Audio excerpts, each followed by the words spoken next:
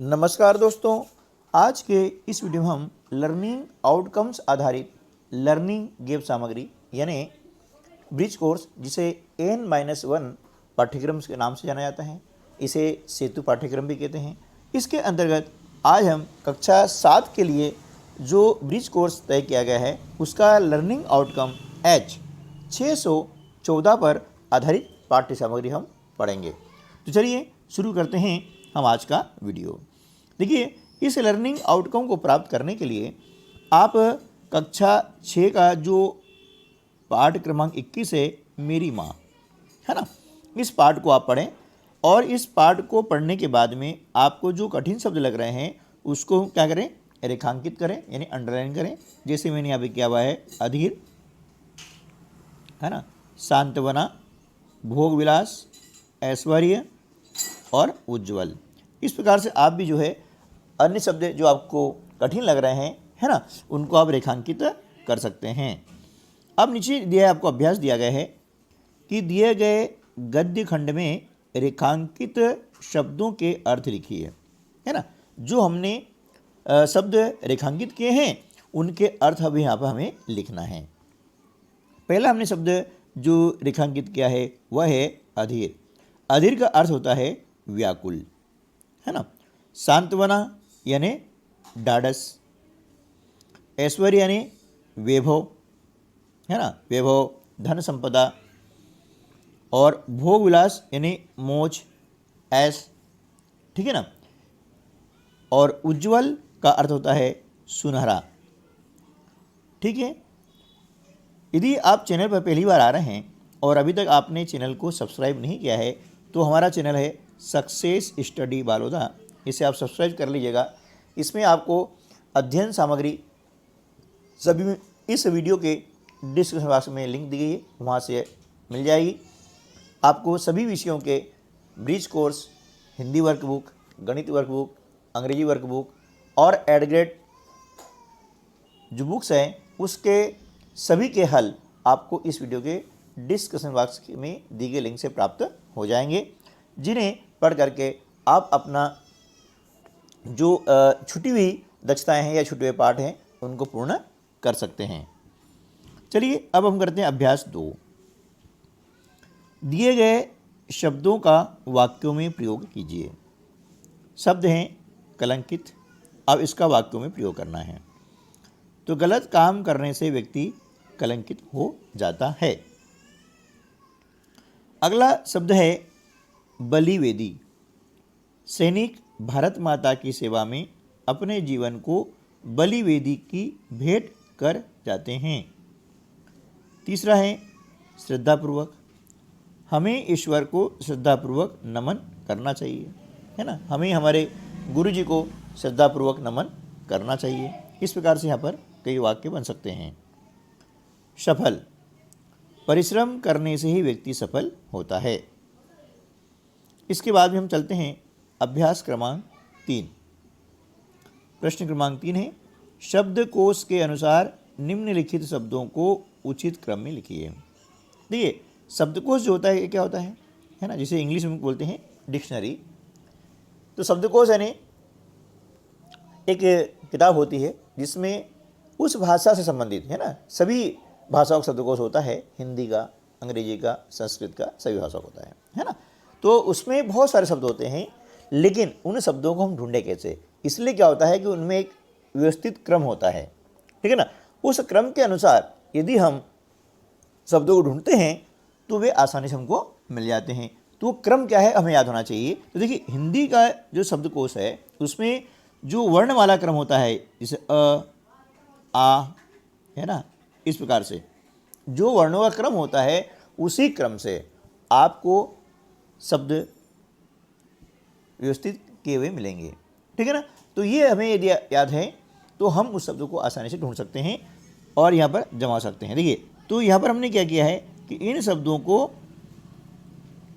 जो वर्णमाला है उस क्रम में, है ना, यहाँ पर जमाया हुआ है। उचित क्रम उनका ये है अधीर, क्योंकि अवर्ण पहले आता है इसलिए अधीर आ गया।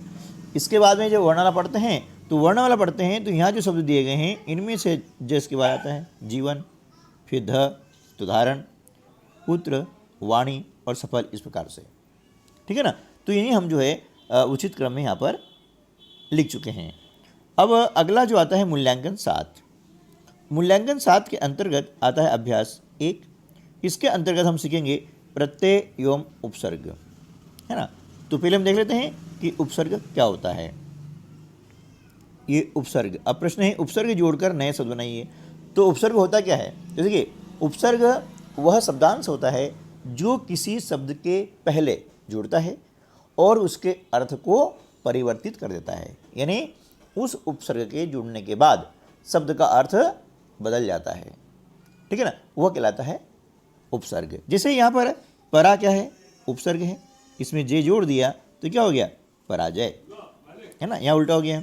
इसी प्रकार से अगला जो उपसर्ग है परा, इसमें जीत जोड़ा, क्या हो गया, पराजित, है ना। अगला उपसर्ग है वी, वी में हमने जोड़ा जय तो क्या हो गया, विजय। इसी प्रकार से नी, इसमें हमने जोड़ा दान तो क्या हो गया, निदान। अनु, अनु में हमने जोड़ा दान तो क्या हो गया, अनुदान। और आगे हम चलते हैं तो अव, अव में हम जोड़ते हैं गुण तो यह होता है अवगुण। इस प्रकार से हम जो है उपसर्ग जोड़ करके नए शब्द यहाँ पर बना सकते हैं। अब देख लेते हैं अगला अभ्यास, अभ्यास क्रमांक 2 क्या है ना। तो नए शब्द से शब्द और उपसर्ग अलग करके लिखिए। यहाँ पर आपको दिया गया है शब्द, है ना, और इस शब्द में से हमें उपसर्ग और शब्द को अलग अलग करना है। जैसे यहाँ दिया है अनुराग, इसमें उपसर्ग क्या है, इसमें उपसर्ग है अनु और शब्द है राग। ये हमें क्या करना है, उपसर्ग अलग करना है। ठीक है ना। अनुमान, अनुमान में उपसर्ग है अनु और शब्द क्या है, मान। ठीक है ना। इसी प्रकार से अपकार में अप उपसर्ग है और कार क्या है, शब्द है। सुजन में उपसर्ग सु और शब्द क्या है, जन है। प्रतिदिन में प्रति क्या है, उपसर्ग है और दिन शब्द है। इसी प्रकार से अतिशय में जो उपसर्ग है वह अति है और शब्द है शय। तो इस प्रकार से हम जो है दिए गए शब्द से उपसर्ग अलग कर सकते हैं। और इस तरह की जो क्वेश्चन है आपको परीक्षा में भी आते हैं, इसलिए इनको अच्छे से आप सीख लीजिएगा। अब हम बात करते हैं प्रत्यय की। तो प्रत्यय जोड़ करके नए शब्द बनाइए। अब प्रत्यय क्या होता है, प्रत्यय ऐसा शब्दांश होता है जो किसी शब्द के अंत में जुड़ करके उस शब्द के अर्थ को परिवर्तित कर देता है, वह कहलाता है प्रत्यय। प्रत्यय हमेशा क्या होता है, शब्द के अंत में जुड़ता है। जैसे सजाना, इसमें आवट प्रत्यय है, ये जोड़ देंगे तो क्या हो जाएगा, सजावट। इसी प्रकार से बनाना में हमने प्रत्यय जोड़ा आवट तो हो गया बनावट। पानी में हमने जोड़ा वाला तो क्या हो गया, पानी वाला, है ना। इस प्रकार से दूध वाला, है ना। दया, इसमें लू जोड़ा तो हो गया दयालु। टकराना, इसमें जोड़ते हैं आहट तो क्या होगा, टकराहट। सम्मान, इसमें ईद जोड़ा ये हो गया सम्मानित। दर्शन में ई जोड़ा तो हो गया दर्शनीय। इस प्रकार से हम जो है प्रत्यय जोड़ करके नए शब्द बना सकते हैं। अब देखिए अभ्यास क्रमांक 4 में हम क्या करते हैं कि नए शब्द से शब्द और प्रत्यय अलग करके लिखते हैं, है ना। क्योंकि परीक्षा में दोनों प्रकार से, दो में से कोई से एक प्रकार आ सकता है या दोनों प्रकार भी आ सकते हैं। इसलिए आपको याद होना चाहिए कि प्रत्यय कौन से होते हैं, उपसर्ग कौन से होते हैं, ये आप अच्छे से तैयार कर लीजिएगा। तो देखिए यहाँ पर हमें प्रत्यय क्या करना है, अलग करना है ना। प्रत्यय क्या करना है, अलग करना है। जैसे यहाँ दिया आपको शब्द है पुष्पित, इस शब्द में है ना जो मूल शब्द है वो क्या है, पुष्प है, और प्रत्यय इसमें क्या है, इत है। इसी प्रकार से प्रभुत्व में जो शब्द है वह प्रभु है और प्रत्यय है त्व। सजावट में शब्द है सजाना, प्रत्यय आवट। मुस्कुराहट में शब्द है मुस्कुराना, प्रत्यय है आहट। फेरी वाला में फेरी क्या है, शब्द हैं और वाला प्रत्यय हैं। तो इस प्रकार से आज के वीडियो हमने उपसर्ग क्या होते हैं, प्रत्यय क्या होते हैं, उनको जोड़ करके नए शब्द कैसे बनाएं या शब्द में से उन्हें हम अलग कैसे करें, ये वीडियो हमने जाना है। वीडियो अच्छा लगा है तो लाइक कीजिएगा, अपने अन्य दोस्तों को भी शेयर कीजिएगा। और ब्रिज कोर्स, एड ग्रेड और वर्कबुक, है ना, से संबंधित सारे वीडियो इस वीडियो के डिस्क्रिप्शन बॉक्स में दिए गए हैं। इसके अलावा आप सक्सेस स्टडी बालोदा जो चैनल है उसका मोनो पे क्लिक करके आप जा सकते हैं प्लेलिस्ट में, आपको वहाँ पर भी बहुत सारे वीडियो उपलब्ध रहेंगे मिलेंगे। तो मिलते हैं अगली वीडियो में, तब तक के लिए नमस्कार, जय हिंद।